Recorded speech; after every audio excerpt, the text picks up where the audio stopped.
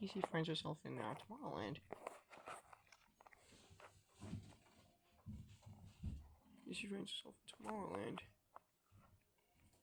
And it's... Yeah. And it's really a scene where Casey's dad kind of gets at her for breaking her NASA center. Yeah. It's a Tesla station. Now, fun fact about Tomorrowland, it was actually based upon Walt Disney thought his vision, what the future would look like. Now, his vision, back then in the 1950s, people thought the future was going to be like flying cars and such, which is why everything looks super retro. Now, Disney didn't really live to see what the future would actually be like. But back in the 50s, that was what the people thought the future would look like.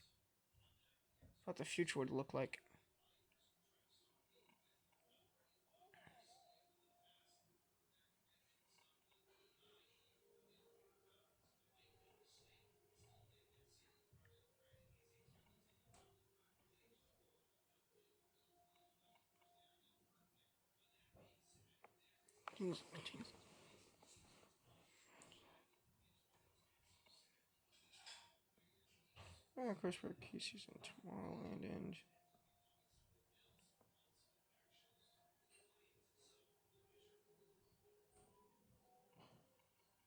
and here's where you see some of these flying cars and such.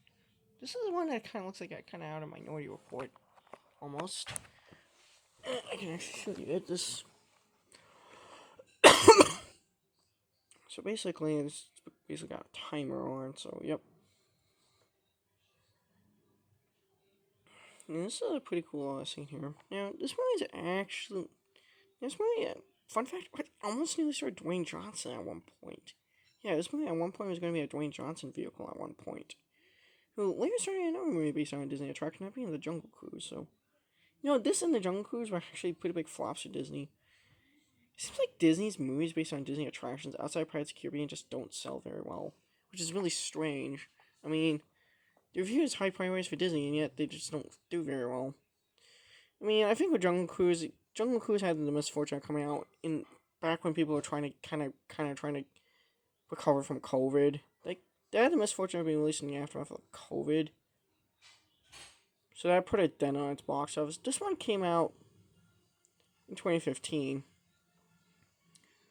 before COVID, so...